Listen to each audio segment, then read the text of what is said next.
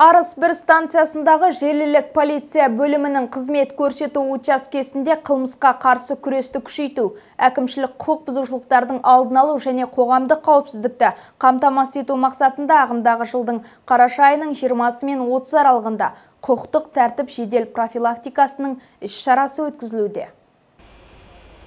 Іс-шара аясында Арыс бір станциясындағы желілік полиция бөлімінің қызметкерлері, Түркістан көлік прокуратурасының өкілдері, жергілікті атқарушы органдар, Аманат партиясының өкілдері, білім бөлімінің өкілдері, үкіметтік емес ұйымдардың, жастар қозғалысының, бұқаралық ақпарат құралдары өкілдерімен, блогерлермен, волонтерлармен бірлесе отырып, Арыс бір вокзалына келіп тоқтаған нөмірі 306 Самара-Ташкент бағытындағы жолаушылар пойызының жолаушылармен жол серіктеріне түсіндіру жұмыстары жүргізілді. Ағымдағы жылдың қараша айының 20 мен 30 аралығы республика аумағында құқық тәртіп жедел профилактикалық іс-шарасы өткізілді. Іс-шараның негізгі мақсаты қоғамдық орындарда, басқа да көшелерде қылмыстың алдын алу, болдырмау, жолын кесу және азаматтар көп шоғырланатын жерлерде құқық бұзушылықтарының алдын алу.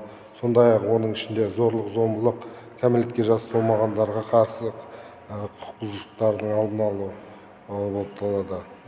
Іс-шара кезінде Арыс бір станциясындағы желілік полиция бөлім қызметкерлері күшейтілген күн тәртібіне көшіріліп, топ-топтарға бөлініп, яғни Аманат партиясының өкілдерімен, қоғамдық көмекшілермен, еріктілермен бірлесіп, теміржол объектілеріндегі профилактикалық іс-шаралар жүргізілуде. Іс-шараның бірінші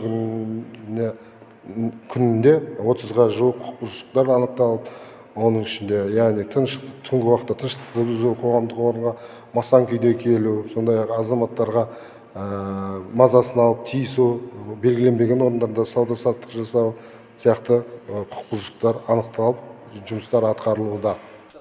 Арыс бір станциясы желілік полиция бөлімінің тәртіп сақшылары теміржол объектілерінде әкімшілік учаскелерді патрульдеуге ерекше көңіл бөледі. Елде болу ережелерін бұзған шетелдіктерді анықтау, есепке тұрған адамдарды бақылау, тыйым салынған заттарды заңсыз сақтайтын немесе тасымалдайтын адамдарды тексеру және ұстау, сонымен қатар қоғамдық орындарда алкогольдік ішімдікті пайдалану, тыныштықты бұзу, ұсақ бұзақылық, түнгі уақытта кәмелетке толмаған жасөспірімдердің заңды өкілдерінсіз жүрмеу туралы жұмыстары қарастырылған. Жантөре Болсмұрат, Бақдәулет Шақапов, РТВ жаңалықтары.